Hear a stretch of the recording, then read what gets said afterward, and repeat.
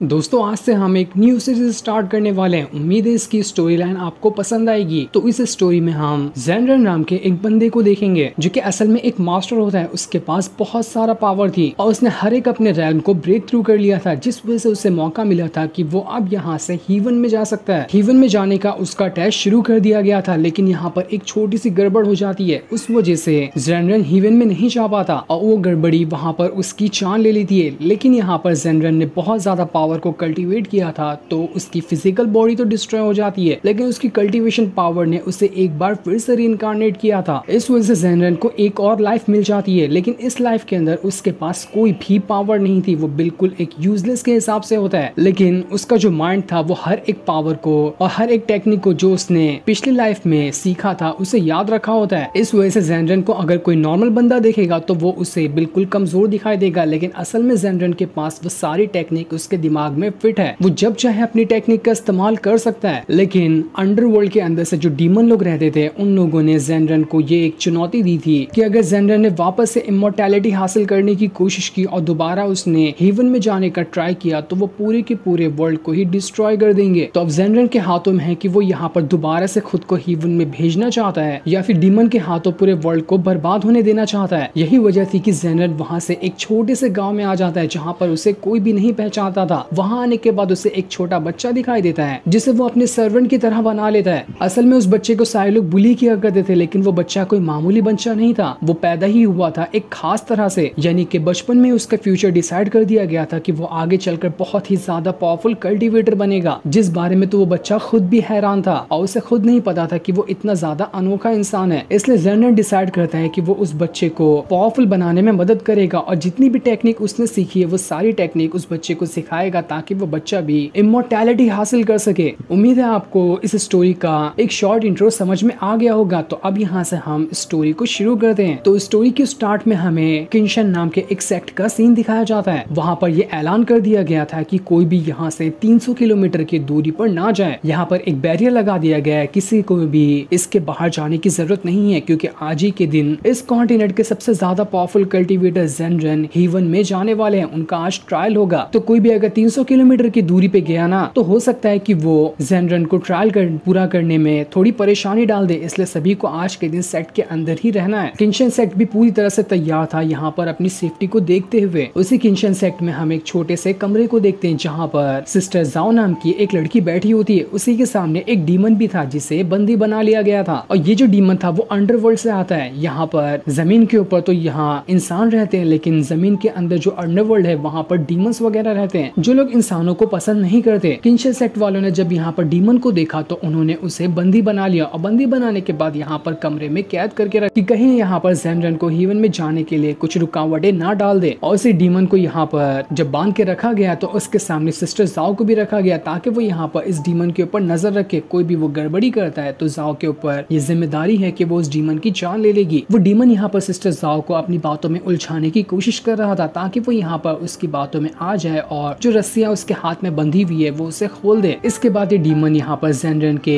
Heaven में जाने के टेस्ट में रुकावट डाल देगा। इस वजह से वो हीवन में नहीं जा सकता। लेकिन सिस्टर जाओ जो होती है वो एक नंबर की एटीट्यूड वाली बंदी थी। उसे कोई फर्क ही नहीं पड़ रहा होता है कि वो डीमन यहाँ पर कुछ भी क्यों ना कहे। वो उसको ना ही हाँ कह रही थी ना ही ना कह रही थी, बस चुपचाप से वहाँ पर उसके ऊपर नजर बनाए हुए बैठी होती है। डीमन अपनी पूरी कोशिश कर लेता है, लेकिन सिस्टर जाओ वहाँ पर 1% भी उसकी बातों में नहीं आती। इस वजह से डीमन काफी ज्यादा गुस्सा हो चुका था। तभी वहाँ से किंशन सेक्ट जो है उसका लीडर गुजर रहा होता है। उसे जैसे ही पता चलता है कि यहाँ पर ये डीमन यहाँ सिस्टर जाओ को अपनी बातों में उलझाने की कोशिश कर रहा है, तो वो लीडर वहाँ पर अपनी फ्लाइंग स्वॉर्ड का इस्तेमाल करता है और उसकी मदद से सीधा का सीधा उसने उस डीमन के ऊपर अटैक कर दिया था, जिस वजह से एक ही अटैक के अंदर वो डीमन का वहाँ पर खेल खत्म हो जाता है। डीमन को मारने के बाद किंशन सेक्ट का लीडर वहाँ पर मौजूद सारे डिसाइपल से कहा था कि आखिर किस तरह का काम कर रहे तुम लोग यहाँ पर। तुम्हारे आंखों के सामने यहाँ पर एक डीमन आ गया, लेकिन तब भी तुम लोगों ने इसे नहीं रोका। देखो आज का दिन बहुत बड़ा है, सारे के सारे इस कॉन्टिनेंट के अंदर सेक्ट जो है ना वो सभी एक साथ आ चुके हैं ताकि हम यहाँ पर विटनेस कर सकें कि किस तरह से जेनरन हीवन में जाते हैं। इसलिए हर एक सेक्ट की जिम्मेदारी है कि वो यहाँ पर कोई भी गड़बड़ी ना होने दे, क्योंकि हमें पता है कि डीमन लोग यहाँ पर जेनरन को इतनी आसानी से हीवन में जाने नहीं देंगे। सारे डिसाइपल किंशन सेक्ट के लीडर से माफी मांग रहे होते कि हमें माफ कर देना, हमसे बहुत बड़ी गलती हो गई, आगे से ऐसी गलती नहीं होगी, हम यहाँ की सिक्योरिटी को और टाइट कर देंगे। जिसके बाद सिस्टर जाओ जो होती है वो उस डीमन को रस्सी से बांधती है और उसे घसीटते हुए किंशन सेक्ट से बाहर ले जा रही थी ताकि के बाहर जाकर उसे फेंक सके, जहाँ चील कौवे उसे खा लेंगे। बड़े शान से सिस्टर जाओ उसे सबके सामने से घसीटते हुए ले जा रही थी, जिसे सारे लोग देख रहे होते हैं, क्योंकि सिस्टर जाओ जो है इस किंगशन सेट की अभी तक की सबसे ज्यादा पावरफुल कल्टीवेटर है। उससे ज्यादा पावरफुल कल्टीवेटर इस पूरे किंगशन सेट के अंदर कोई भी नहीं है, इसलिए सारे लोग उसकी रिस्पेक्ट करते। तभी वहां पर आसमान के अंदर बहुत ही ज्यादा ऑरा बाहर निकल कर आना शुरू हो जाता है, क्योंकि यहाँ पर जेनरन का टेस्ट शुरू कर दिया गया था। इसी टेस्ट को पास करके वो यहाँ से सीधा हीवन में जा सकता है। इस टेस्ट को देखने के लिए दूर दूर से यहाँ पर लोग आ रहे थे। वहां पर मौजूद जितने भी डिसाइपल होते वो लोग कह रहे थे कि अरे देखो तो यहाँ पर इस कॉन्टिनेंट के कितने दूर दूर से लोग यहाँ पर आए हैं, ताकि देख सके कि जेनरन यहाँ पर इस टेस्ट को पूरा करके हीवन में जा पाता भी है या फिर नहीं। लोगों का आना जाना वहां पर लगा हुआ था, अनगिनत लोग यहाँ पर आ रहे होते ताकि यहाँ पर इस टेस्ट को विटनेस कर सके। जिसके बाद वो टेस्ट शुरू कर दिया जाता है। अभी हमें ये नहीं बताया जाता कि जेनरन कहाँ पर है, लेकिन वो उसी टेस्ट के बीच में होगा। सिस्टर जाओ तो यहाँ पर कोई भी चीजों पे ध्यान नहीं देती, बस वो उस डीमन को रस्सी से बांधे हुए अपना रास्ता नाप रही थी। उसे किसी भी चीज से कोई फर्क नहीं पड़ रहा होता है। किंगशन सेट का लीडर भी यहाँ पर एकदम ज्यादा ही हैरान और खुश भी था कि यहाँ पर जेनरन तो हीवन में जा रहे हैं। क्या पता वो कौन सा दिन आएगा जब हमारे सेट से भी कोई ऐसा निकल कर आएगा जो हीवन में जा सके। उसकी पूरी उम्मीद होती है कि हो सकता है ये काम सिस्टर जाओ ही कर दिखाएगी, आगे चलकर वो भी इतनी पावरफुल बनेगी कि वो भी हीवन में जा सके। जिसके बाद अब देखते ही देखते पूरा वहाँ का मौसम एकदम बदल जाता है। चारों तरफ बिल्कुल अजीब सा ऑरा फैल चुका था, क्योंकि ये टेस्ट यहाँ पर शुरू हो गया होता है। सारे लोग एकदम घबराए हुए थे कि यहाँ पर जेनरन अपना टेस्ट पास कर पाते भी हैं या फिर नहीं। पूरा आसमान बिल्कुल ऑरा से भर चुका था, किसी को कुछ समझ नहीं आता कि यहाँ पर क्या हो रहा है। जिसके बाद देखते ही देखते वहाँ पर एकदम ज्यादा तेज बारिश शुरू हो जाती है और सारी चीजें बिल्कुल शांत हो चुकी थी। ऐसा लग रहा था कि यहाँ पर जेनरन ने अपना टेस्ट पूरा कर लिया। किंगशन सेट के भी जितने लोग होते हैं वो सभी वहाँ पर जमीन पे ग्रीट करते हुए कह रहे होते हैं कि आखिरकार यहाँ पर जेनरन ने अपना टेस्ट पूरा किया और वो हीवन में जा चुके हैं। उन्हें नहीं पता था कि असल में यहाँ पर क्या हुआ। उन सभी ने बस अंदाजा लगाया कि यहाँ पर जेनरन ने अपना टेस्ट पूरा कर लिया होगा। सिस्टर जाओ जो होती वो भी बस आसमान की तरफ देख रही थी। उसे भी कुछ कंफर्म नहीं था कि यहाँ पर जेनरन ने टेस्ट पूरा किया है या फिर नहीं किया, क्योंकि जेनरन किसी सेक्टर में नहीं रहता था, वो बहुत दूर पहाड़ों में रहा करता था। इसलिए कोई भी अभी उसके पास जाकर नहीं देख सकता है कि यहाँ पर उसने टेस्ट पूरा किया है या फिर नहीं किया है। इसके बाद हम उसी पहाड़ का सीन देखते हैं जहाँ से जेनरन का टेस्ट हो रहा था। वहाँ आने के बाद हमें पता चलता है कि जेनरन ने यहाँ पर टेस्ट पूरा नहीं किया और वो इस टेस्ट में फेल हो चुका है। उसकी फिजिकल बॉडी जो थी वो पूरी तरह से डिस्ट्रॉय हो चुकी है और उसकी स्पिरिचुअल पावर ने वहाँ पर उसे एक और नया रीइंकार्नेशन दिया, जिस वजह से वो पूरी तरह से जवान होकर वहाँ पर खड़ा होता है। और उसकी पुरानी वाली जो फिजिकल बॉडी थी जो कि बिल्कुल बूढ़े जैसी थी, वो उसके सामने मर कर पड़ी होती है। जेनरन वहाँ पर अपनी ओल्ड बॉडी से कह रहा था कि लगता है तुम्हें यहाँ पर ना काफी सालों का आराम मिल चुका है, लेकिन अब यहाँ से मेरी मुसीबतों के दिन शुरू हो गए। इतने सालों की मेरी मेहनत थी जिसकी मदद से मैं हीवन में जाना चाहता था, वो सब बस पल भर के अंदर खत्म हो गया। मेरी जिंदगी भर की मेहनत यहाँ पर पूरी तरह से बर्बाद हो चुकी है। इसके बाद नया वाला जो जवान जेनरन होता है वो अपनी पावर का इस्तेमाल करते हुए अपनी ओल्ड बॉडी के अंदर से स्वॉर्ड स्पिरिट को बाहर निकाल लेता है, जो कि उसकी सबसे खास स्वॉर्ड हुआ करती थी। और वो उस स्वॉर्ड स्पिरिट को एक ब्रेसलेट में बनाकर अपने हाथ में लगा लेता है, ताकि वो अभी किसी को बता नहीं सकता कि असल में वो कितना ज्यादा पावरफुल कल्टीवेटर रहा करता था, क्योंकि अब उसकी बॉडी को देखकर कोई भी नहीं बता सकता कि ये बहुत ही ज्यादा पावरफुल बंदा है। इसके बाद जेनरन अपनी ओल्ड बॉडी को वहीं पर पहाड़ों के बीच में छोड़कर वहां से चला जाता है। अब यहाँ से उसे अपना बिल्कुल नए तरीके से सफर शुरू करना होगा। उसकी जितनी भी मेहनत थी वो सब खत्म हो गई। हालांकि उसके पास पिछली लाइफ का पूरा एक्सपीरियंस है, लेकिन उसे गेन करने के लिए भी उसे बहुत ज्यादा मेहनत करनी पड़ सकती है। जेनरन उदास था कि क्या पता मैं अगली बार वापस से इस लाइफ के अंदर इतनी ज्यादा मेहनत करूँ और मेरी नसीब अच्छी नहीं हुई तो मैं फिर से जब हीवन में जाने वाला रहूंगा तो मेरे साथ ऐसा ही कुछ हो सकता है। इसलिए वो कंफ्यूज था कि वो वापस से अपनी कल्टीवेशन वगैरह स्टार्ट करे या फिर एक नॉर्मल तरह की ही जिंदगी गुजारे, और यही कंफ्यूजन के साथ वो वहां से चला गया होता है। उसके जाने के बाद वहां पर एक लकड़ी का टुकड़ा पड़ा हुआ था जो कि असल में सोल ट्रांसफॉर्मेशन वुड होता है। वो कोई मामूली लकड़ी का टुकड़ा नहीं बल्कि स्पिरिचुअल पावर से भरा हुआ है, जिसके ऊपर अभी जेनरन का ध्यान नहीं जाता, बल्कि यहाँ पर ये जो जेनरन की बॉडी थी वहीं पर वो टुकड़ा पड़ा हुआ था और उसे अनदेखा करके जेनरन वहां से चला जाता है। अब जेनरन काफी लंबा सफर तय करने के बाद जब आगे बढ़ रहा था तो आगे बढ़ते वो किसी छोटे से गांव के अंदर पहुंच जाता है। इस गांव में आने के बाद ना ही वो किसी को पहचानता था, ना ही गांव के कोई और लोग उसे पहचान रहे होते हैं। जेनरन वापस से उस जगह पर नहीं जा सकता जहां पर वो पहले रहा करता था, क्योंकि सभी लोग उसे पहचान लेंगे कि ये तो जेनरन है जिसने अपना टेस्ट पूरा नहीं किया और ये तो वापस से अर्थ पे ही आ चुका है, जबकि सभी को अभी भी लग रहा होता है कि वो हीवन में चला गया। किसी को रियलिटी नहीं पता थी कि जेनरन तो असल में यहाँ पर मौजूद है और उसके बाद साथ कितना बड़ा हादसा हो गया। उस गाँव में आने के बाद बच्चे जो थे वहाँ पर जेनरन को देखकर घबरा रहे होते हैं, क्योंकि उसके कपड़े बिल्कुल ही अलग थे। वो बिल्कुल किसी इमॉर्टल कल्टीवेटर जैसे कपड़ों में होता है और गांव के लोगों के कपड़े तो बिल्कुल अलग ही थे। इस वजह से उन्हें लग रहा था कि यहाँ पर कोई आउटसाइडर आ गया है जो हमें यहाँ पर नुकसान भी पहुंचा सकता है। बच्चों ने ये बात अपने पेरेंट्स को भी बता दी थी, इसलिए पूरा गाँव उठकर आ जाता है जेनरन के पास ताकि उससे बात कर सके कि असल में ये बंदा है कौन और यहाँ पर क्या करने के लिए आया है। सारे लोग कहते हैं क्या पता ये कोई कल्टीवेटर होगा जो किसी पावरफुल सेक्ट से यहाँ पर आया है, क्योंकि इसका लुक और इसका कपड़ा देखकर तो ऐसा ही लगता है कि कोई मामूली इंसान तो नहीं होगा। ये सारे लोग यहाँ पर आपस में बहस कर ही रहे थे कि तभी वहाँ पर गाँव का चीफ आ जाता है। चीफ ने जैसे यहाँ पर जेनरन को देखा था वो समझ चुका था कि नहीं, ये जेनरन कोई मामूली बंदा तो नहीं है, ये जरूर कोई मास्टर होगा जो कि इस गाँव को देखने के लिए आया है। वो चीफ वहाँ पर जेनरन के सामने ग्रीट करते हुए कहता है कि सीनियर, मुझे पता है कि आप यहाँ पर मास्टर हैं, लेकिन मुझे ये नहीं समझ आ रहा कि आप इतने छोटे मोटे से गांव में क्या, अगर हमसे यहाँ पर कुछ गलती हो गई है तो उसके लिए हम आपसे माफी मांगना चाहते हैं। चीफ को ऐसा करता हुआ देखकर गांव के सारे लोग जो थे वो सभी भी अब यहाँ पर जेनरन के सामने ग्रीट करने लगते हैं। उन्हें भी लग रहा था कि शायद हो सकता है कि जेनरन कोई मास्टर होगा जो यहाँ पर आया हुआ है। जेनरन यहाँ पर कहता है कि मैं कुछ दिनों के लिए इसी गाँव में रुकने के लिए आया हूँ, मुझे जगह चाहिए होगी ताकि मैं इस गाँव में रुक सकूँ। ये सुनकर चीफ थोड़ा घबरा जाता है कि अरे यहाँ पर मास्टर रुकेंगे, हम इनका ख्याल कैसे रख पाएंगे। जेनरन को लग रहा था कि यहाँ पर चीफ जो घबराया है वो इसलिए घबराया होगा क्योंकि इनका खर्चा हो जाएगा, इसलिए वो अपने पास से 2-4 जेड निकालता है जो कि सोने से बने हुए थे। वो उस जेड को चीफ को देते हुए कहता है कि इसे आप रख लो, इसके बदले मुझे कोई छोटी सी जगह दे देना। चीफ कहता है नहीं नहीं सीनियर, ऐसी बात नहीं है, हम तो यहाँ पर ये सोच रहे थे कि आप इतने बड़े मास्टर हैं और हमारे पास खाली झोपड़ी वगैरह है, छोटे मोटे घर हैं, तो हम आपकी खातिरदारी कैसे कर पाएंगे, इसी वजह से मैं परेशान था। लेकिन जनरल कहता है इसके लिए परेशान होने की जरूरत नहीं है। वो चीफ के हाथ में वो जेड थमाते हुए वहां से चला जाता है। आगे बढ़ते हुए उसे वहां पर शैनलाओ नाम का एक छोटा सा बच्चा दिखाई देता है और यही वो बच्चा था जो कि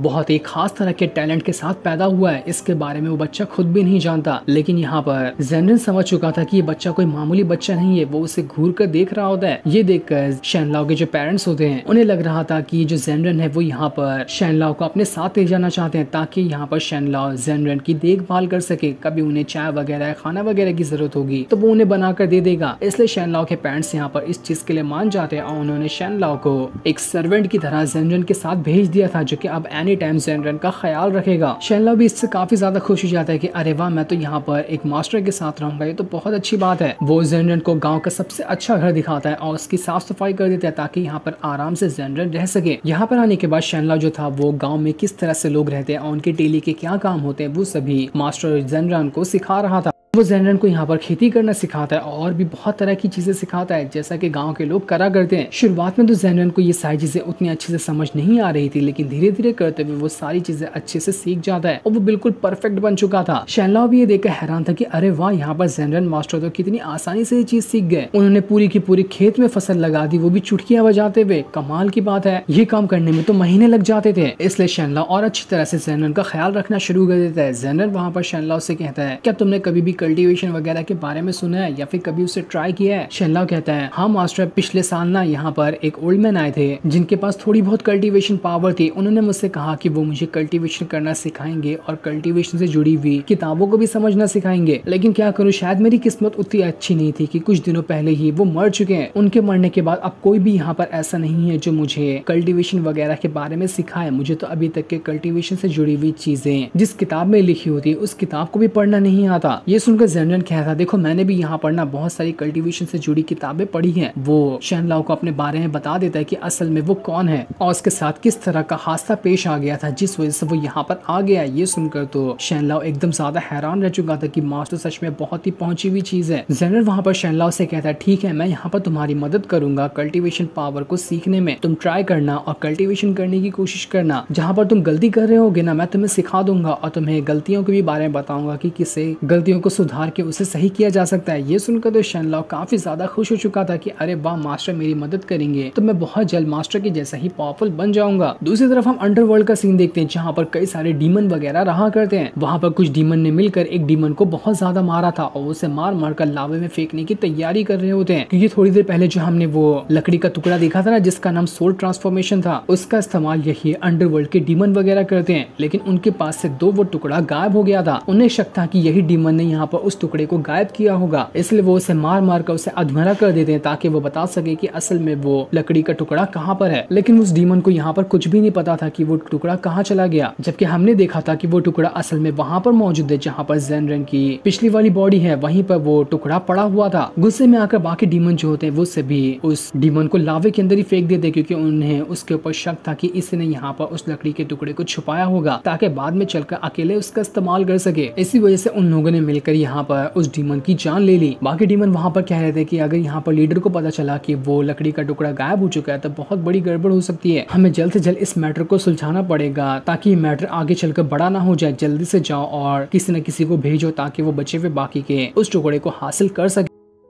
अब रात को शैनलाओ जो होता है वो वहाँ पर कल्टीवेशन करते हुए अपना ध्यान लगाने की कोशिश कर रहा था। वो पहले खुद की बॉडी को स्टेबल करने की कोशिश कर रहा होता है जैसा कि जेनरन ने उसे करने के लिए कहा था, लेकिन जेनरन बताता है कि तुम बहुत जल्दी यहाँ पर गहरी गहरी सांसें ले रहे हो, ऐसा नहीं करना है। तुम्हें पहले खुद के मन को शांत करना है, उसके बाद आराम से तुम्हें यहाँ पर सांसें लेनी है, जिस वजह से तुम्हारी बॉडी हल्की हो जाएगी और इसके बाद तुम कल्टीवेशन का प्रोसेस शुरू कर सकते हो। ये सुनकर शैनलाओ भी हैरान था कि अरे वाह, मास्टर को तो कितनी सारी चीजें पता है, लेकिन अभी उसे यहाँ पर असकत लग रही थी कल्टीवेशन करने में, इसलिए वो वहाँ पर कीड़ा मकोड़े जो होते हैं उन्हें पकड़ना शुरू कर देता ताकि उनके साथ वो खेल सके। जेनन उसे यहाँ पर चीजें बता रहा था, लेकिन यहाँ पर शैनलाओ तो उन कीड़ों के साथ खेल रहा होता है, वो मस्ती कर रहा था वहाँ पर। जैसे जेनन शैनलाओ को ये करते हुए देखता है, शैनलाओ घबरा जाता है और जल्दी से शराब के पास आता है ताकि वो जेनन के लिए शराब निकाल कर दे सके। शराब निकालते हुए वो जेनन से कहता है कि मास्टर आप बड़े शांत लग रहे हैं, क्या आप कुछ सोच रहे थे क्या यहाँ पर बैठे बैठे? जेनन बताता है हाँ बिल्कुल, मैं यहाँ पर सोच ही रहा था। मैं ये चीजें सोच रहा था कि आज से 3000 साल पहले मैंने अपने कल्टीवेशन की शुरुआत की थी, लेकिन मैंने 3000 साल तक की मेहनत की और जैसे मैं हीवन में जाने वाला था सब कुछ खत्म हो गया। और देखो मेरी 3000 साल की मेहनत यहाँ पर पूरी तरह से खत्म हो चुकी है। मैं अब एक ऐसी बॉडी के अंदर हूँ जिसके पास कुछ भी पावर नहीं। हालांकि मेरी सोल के अंदर अभी भी पावर मौजूद है, लेकिन मेरी फिजिकल बॉडी ही उतनी ज्यादा स्ट्रांग नहीं है। यही चीज मैं सोच रहा था कि आखिर मेरे साथ ये क्या हुआ। मुझे पहले पता होता तो मैं कभी भी 3000 साल अपने बर्बाद नहीं करता, मैं कभी कल्टीवेशन सीखता ही नहीं। लेकिन शैनलाओ कहता है मास्टर आप तो अभी देखो कितने ज्यादा जवान है, अगर आप यहाँ पर वापस से कोशिश किए ना तो आप फिर से उतनी ज्यादा मेहनत करके हीवन में जा सकते हैं। मुझे पूरी उम्मीद है कि आप ये काम कर लेंगे। लेकिन जेनन कहता है नहीं यार, ऐसा नहीं होता। मैं नहीं जानता कि मैं वापस से 3000 साल तक की मेहनत करूं और वापस से वही चीज हो जाए जैसे कि पिछली बार हुई थी, तो मेरी 3000 साल की मेहनत फिर से बर्बाद हो जाएगी। और अब मैं यहाँ पर इस चीज से परेशान हो चुका हूँ, मुझे बोरिंग फील हो रहा है कल्टीवेशन करना। हम फ्यूचर को ना ही कंट्रोल कर सकते ना ही उसे देख सकते हैं। ये कल्टीवेशन का सफर बिल्कुल भी आसान नहीं होता है, इसमें बहुत सारी मुश्किलें आती हैं और कब न जाने इतनी मुश्किलों को सहन करने के बाद भी तुम्हारे साथ कुछ ऐसा हो जाए जिससे तुम्हारी सारी मेहनत खत्म हो जाए तो तुम्हें कितना बुरा लगेगा। वही चीज आज मैं यहाँ पर महसूस कर पा रहा हूँ। इसलिए मैंने अभी तक के डिसाइड नहीं किया है कि मैं वापस से उसी कल्टीवेशन के रास्ते में जाऊंगा या फिर बिल्कुल इसी तरह से नॉर्मल तरीके से अपनी जिंदगी गुजारूंगा। इसी तरह से ये दोनों जो थे यहाँ पर आपस में काफी देर तक की बातें कर रहे होते हैं। ये लोग जब बातें कर रहे थे तो वहीं से पास से एक बूढ़ा आदमी गुजर रहा था जिसका नाम मास्टर लू होता है। असल में ये मास्टर लू किंशन सेक्ट का ही एक मास्टर है। किंशन सेक्ट वालों ने मास्टर लू को ये ऑर्डर दिया है कि उन्हें दूर दूर गांव में जाना है और वहां पर जाकर कोई ऐसा इंसान हो जो कि पैदा ही अलग टैलेंट के साथ हो, तो उन लोगों को ढूंढना है ताकि वो सभी किंशन सेक्ट में जा सके। क्योंकि किंशन सेक्ट वाले लोग चाहते हैं कि जल्द से जल्द उनके सेक्ट से कोई ऐसा बंदा बाहर निकल कर आए जो कि हीवन में जाएगा। इसीलिए उन्होंने मास्टर लू को ये काम पे लगाया कि वो अलग अलग गाँव में जाकर पावरफुल बंदे को तलाश करें जिसका फ्यूचर आगे चलकर बहुत ही ज्यादा ब्राइट होने वाला है। ऐसे ही तलाश करते हुए वो मास्टर लू जो था वो इसी गाँव में आ जाता है जहाँ पर शैनलाओ रहता है। वहां पर आने के बाद जैसे ही उसने शैनलाओ को देखा था, शैनलाओ को देखते साथ ही वो समझ जाता है कि नहीं, ये बच्चा कोई मामूली बच्चा नहीं है, ये पैदा ही किसी अलग टैलेंट के साथ हुआ है। लेकिन जैसे वो वहाँ पर जेनन को देखता है वो देखता ही रह जाता है क्योंकि जेनन बिल्कुल जवान एकदम हट्टा कट्टा लग रहा था और वो काफी ज्यादा सुंदर भी लग रहा होता है। ये देखकर मास्टर लू वहाँ पर कह रहा था आखिर ये बंदा है कौन, ये इतना ज्यादा खूबसूरत है जिसके सामने तो लड़कियां भी फेल हो।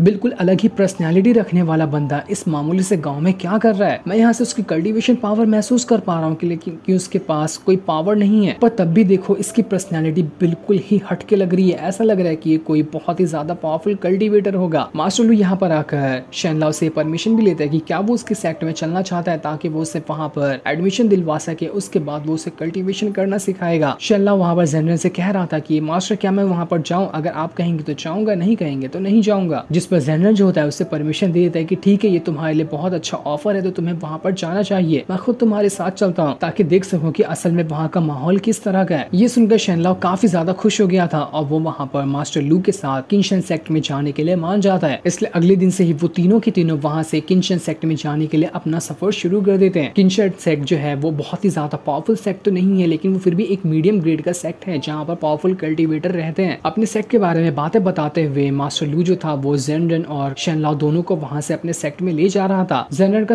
सारा सामान जो था वो शैनलाओ ने अपने अपने पीठ के ऊपर टांगा होता है। वो इतना छोटा सा बच्चा था लेकिन इतने सारे सामान को लाद कर ले जा रहा था। आगे चलकर ये शेनलाओ काफी ज्यादा स्ट्रॉन्ग भी बनने वाला है। रास्ते में आगे बढ़ते हुए उन्हें वहाँ पर कई सारे स्पिरिचुअल बीस्ट भी दिखाई देते हैं जो कि बहुत ही अलग तरह के दिख रहे थे। वो बीस्ट मामूली बीस्ट से काफी ज्यादा अलग होते हैं। इसके बाद शेनलाओ जैसे ही किनशेन सेक्ट में आता है, वहाँ आने के बाद तो उसकी आंखें खुली की खुली ही रह जाती है कि अरे वाह, ये कितना सुंदर सेक्ट है, ये जगह तो बहुत ही ज्यादा प्यारी है। वो सेक्ट काफी ज्यादा बड़ा भी लग रहा था। मास्टर लू आगे बढ़ने के बाद किनशेन सेक्ट के गेट के पास आता है जहाँ पर एक बंदा बैठा हुआ था जो नए आए हुए डिसाइपल को रजिस्टर करता है। वो बंदा मास्टर लू से कहता है, क्या वो मास्टर लू इस बार किसे लेकर आए हो यहाँ पर एडमिशन कराने के लिए? क्या आपको कोई पावरफुल बच्चा मिल गया क्या जिसका फ्यूचर बहुत ही ज्यादा ब्राइट होने वाला है? मास्टर लू कहता है, तुम्हें कैसे पता चला? हाँ बिल्कुल, मैं ऐसे बच्चे को लेकर आया हूँ जिसको मैंने देख लिया है कि वो आगे चलकर बहुत ही ज्यादा स्ट्रॉन्ग बनेगा। तो तुम फटाफट से रजिस्ट्री बुक निकालो और उसमें इस शेनलाओ का नाम रजिस्टर कर दो। उसके साथ जेनरन नाम का एक और बंदा है, उसे भी रजिस्टर कर लेना क्योंकि वो दोनों साथ में ही रहते हैं। शेनलाओ असल में जेनरन का सर्वेंट है तो उसके बगैर वो कहीं नहीं जाएगा, इस वजह से तुम्हें जेनरन को भी यहाँ पर रजिस्टर करना पड़ेगा। रजिस्टर करने वाला बंदा जो था वो शेनलाओ को देखकर काफी ज्यादा हैरान और खुश हो जाता है कि अरे वाह, तुम तो सच में बहुत ही ज्यादा टैलेंटेड हो यार। मानना पड़ेगा मास्टर लू ने तुम जैसे बच्चे को कहाँ से खोज निकाला। वो जल्दी से शेनलाओ से पूछता है कि बताओ तुम्हारा नाम क्या है और तुम कहाँ से आए हो, तुम्हारा एड्रेस वगैरह बता दो ताकि मैं तुम्हारी पूरी डिटेल ना यहाँ पर बुक के अंदर रजिस्टर कर सकूं। शेनलाओ से अपना सारा नाम बताता है, एड्रेस वगैरह सब कुछ बता देता है। इस वजह से उस बंदे ने वहाँ पर इस सेट के अंदर शेनलाओ को रजिस्टर कर लिया था और आज से यहाँ पर शेनलाओ जो है वो इस सेट का एक मेंबर बन चुका है। वो जब यहाँ पर रजिस्टर करने वाला बंदा जेनरन को देखता है तो वो कह रहा था कि अरे यार, इसके पास तो कोई भी टैलेंट नहीं है, लेकिन फिर ऐसा कैसे हो गया कि यहाँ पर ये शेनलाओ जो कि पैदा ही अलग टैलेंट के साथ हुआ है वो इस जैसे नल्ले इंसान का सर्वेंट बनकर रहे। ये बात मुझे हजम नहीं हुई, लेकिन फिर भी वो यहाँ पर कुछ सवाल नहीं उठाता और जेनरन को भी यहाँ पर रजिस्टर कर देता है। इस वजह से वो दोनों अब यहाँ से सेट के अंदर आ चुके थे। वहाँ पर आने के बाद जेनरन और शेनलाओ को और भी कई सारे लोग दिखाई देते हैं जिन सभी को मास्टर लू ने अलग अलग गाँव और बहुत दूर दूर जाकर सेलेक्ट किया हुआ था। वो सभी आज यहाँ पर इस किनशेन सेक्ट में सेलेक्ट होने के लिए आए हुए थे। मास्टर लू वहाँ पर आए सारे लोगों से कहते कि मुझे माफ कर देना, मैंने यहाँ पर आप लोगों को काफी टाइम तक के इंतजार करवाया, लेकिन अब इंतजार करने का टाइम खत्म हो चुका है। यहाँ पर हमें तुम्हें इस किनशेन सेक्ट का एक डिटेल इंट्रोडक्शन देने वाला हूँ। मैं यहाँ पर तुम लोगों को बताऊंगा कि हमारे यहाँ से किस तरह की कल्टीवेशन सिखाई जाती है, उसे सीखने के बाद तुम किस तरह से पावरफुल बनोगे और किस तरह के टेस्ट वगैरह यहाँ पर होते हैं। उन सभी की जानकारी आज मैं तुम्हें यहाँ पर देने वाला हूँ ताकि तुम्हें पता चल जाए कि तुम्हें किस तरह के रूल को फॉलो करना है इस किनशेन सेक्ट में रहने के लिए। वहाँ पर आए हुए जितने भी लोग थे उनमें से जो भी लड़कियां होती वो तो यहाँ पर जेनरन को देखकर उसकी दीवानी हो चुकी थी कि अरे वाह, ये कितना ज्यादा सुंदर बंदा है, इससे सुंदर बंदा हमने अपनी लाइफ में कभी नहीं देखा था। मानना पड़ेगा ये जेनरन तो कमाल का इंसान है, मैं तो इसके साथ दोस्ती करते हुए हमेशा इसके साथ ही रहना चाहती हूँ, काश ये मेरे साथ हो जाए। लेकिन जेनरन किसी के ऊपर भी ध्यान नहीं देता, बस यहाँ पर अपना खड़ा होता है। यूशन नाम की जो एक लड़की थी वो तो पूरी तरह से जेनरन की दीवानी हो गई होती है। वो जहाँ पर भी देख रहा था वो उसी की तरफ देख रही थी कि कम से कम जेनरन उसके तरफ एक झलक तो दे, क्योंकि उसे वो बहुत ज्यादा पसंद आ चुका था। मास्टर लू वहाँ पर खांसते हुए सारे लोगों से कहता है कि अरे किस तरफ देख रहे हो, मास्टर यहाँ पर खड़ा है और तुम किसी अनजान बंदे को देखे जा रहे हो, इधर ध्यान दो। इसके बाद मास्टर लू जो होता है वो वहाँ पर अपने सेट के अंदर से अलग अलग किताबें लेकर आता है और सारे के सारे वहाँ पर नए आए हुए जो लोग थे उन सभी को देता है। उस किताब के अंदर कल्टीवेशन सिस्टम के बारे में लिखा हुआ था और यहाँ के रूल वगैरह लिखे होते हैं कि किस रूल को फॉलो करते हुए उन्हें किनशेन सेट के अंदर रहना है। मास्टर लू यहाँ पर बता रहा था कि हमारे सेट के अंदर जो कल्टीवेशन सिस्टम है ना वो बाकी सेट से थोड़ा सा अलग है, लेकिन अगर यहाँ के सारे कल्टीवेशन सिस्टम को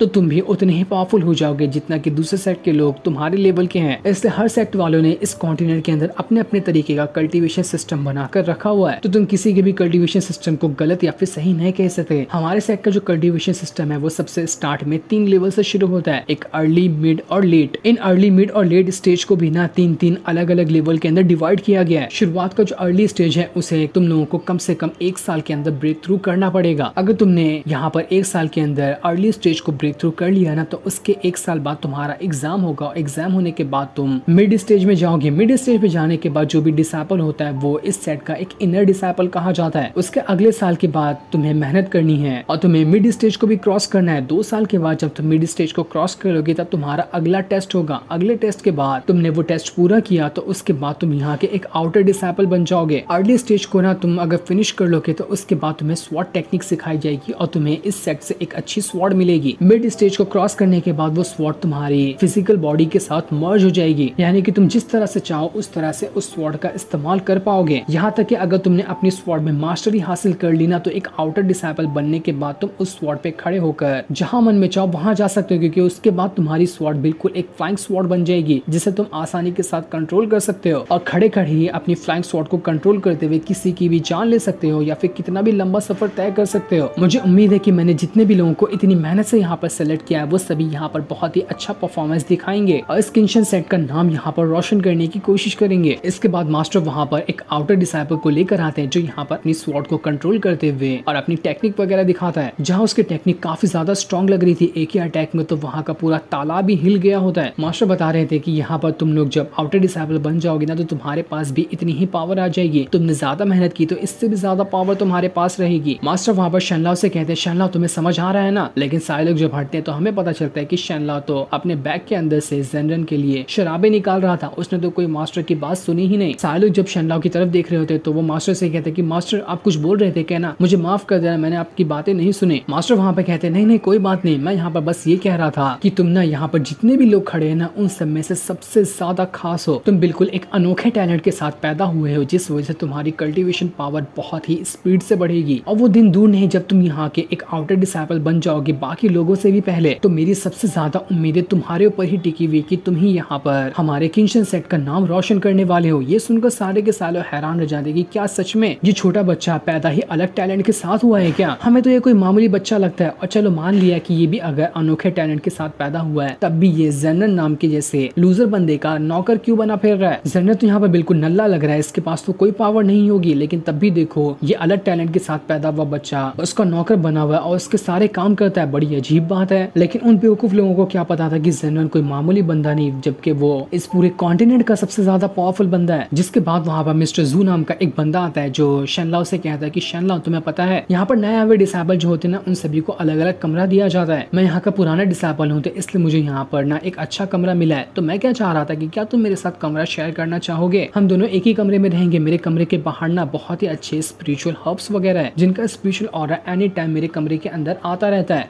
मिस्टर जू जो था उसका यहाँ पर ये प्लान होता है कि अगर शनलाओ उसके साथ रहेगा तो वो भी जान पाएगा कि असल में शनलाओ के अंदर किस तरह का टैलेंट है। हो सकता है कि वो टैलेंट उसकी भी मदद कर दे आगे पावरफुल बनने के लिए। इसलिए वो शनलाओ को बहला रहा था ताकि शनलाओ उसके साथ शामिल हो जाए। लेकिन ज़ेनरेन तो यहाँ पर मिस्टर जू की कोई बात नहीं सुनता और वहाँ से जा रहा होता है। ये देखकर शनलाओ भी समझ जाता है कि नहीं मास्टर को यहाँ पर जू का जो कमरा है वो पसंद नहीं आया होगा इसलिए वो जा रहे हैं। इसलिए वो वहाँ पर मिस्टर जू से भी कह देता है कि सीनियर ब्रदर मुझे माफ कर देना लेकिन मैं आपके साथ नहीं रह सकता। जहाँ पर मेरे मास्टर रहेंगे मैं वहीं पर जाऊंगा। इसके बाद वो सारा बोझा वापस अपने कंधे पर टांगता है और ज़ेनरेन के पीछे जाने लगता है। सारे लोग ये चीज देखकर बिल्कुल ही हैरान थे कि यार बड़ी कमाल की बात है, इतना टैलेंटेड बच्चा वो भी बिल्कुल देखो किस तरह से इस ज़ेनरेन के पीछे पड़ा रहता है। आखिर ये ज़ेनरेन है क्या? ये कोई मामूली कल्टीवेटर है या फिर कोई अनोखी चीज है जिसके बारे में हमें नहीं पता चला। इसके बाद दोपहर को ज़ेनरेन जो होता है अपने कमरे में आता है और वही किताबें पढ़ रहा था जिसमें रूल्स वगैरह लिखे होते हैं किंशन सेक्ट के। उसने अभी तक डिसाइड नहीं किया था कि वो किंशन सेक्ट में शनलाओ के साथ रहेगा या फिर नहीं रहेगा क्योंकि उसे अच्छा नहीं लग रहा था कि ऐसे नए नए आए हुए डिसाइपल के साथ वो रहे क्योंकि बाहर से वो बिल्कुल जवान और कम उम्र का ही लगता है लेकिन असल में तो वो काफी ज्यादा उम्र का भी है और उसके पास पहले से एकदम ज्यादा टॉप लेवल का नॉलेज है। तो वो इतने छोटे मोटे कल्टीवेटर के साथ रहकर क्या ही करेगा। दूसरी तरफ हम उसी डीमन वर्ल्ड को देखते हैं जहाँ पर उन लोगों ने जिस डीमन के ऊपर शक था कि उसने वही लकड़ी का टुकड़ा चुराया है या फिर उसे गायब किया है उसे काल कोठरी में बंद कर दिया होता है। असल में उन लोगों ने उसे मारा नहीं था बल्कि जिस लावे के अंदर उन लोगों ने उसे फेंका था उसके नीचे ही एक जेल होती है जहाँ पर ही कैद करके उस डीमन को रखा गया था। वो डीमन वहाँ पर काफी ज्यादा घबराया हुआ होता है क्योंकि उसके आसपास किसी बहुत ही भयानक तरीके का बीस्ट घूम रहा था जो कभी भी यहाँ पर आकर उस डीमन की जान ले सकता है। इसी वजह से वो डीमन बहुत ही ज्यादा वहाँ पर डरा हुआ था कि कहीं यहाँ पर ये बीस्ट आकर मेरी जान न ले ले। जो सीन दिखाते ही ये एपिसोड यहीं पर एंड हो जाता है। Thanks for watching.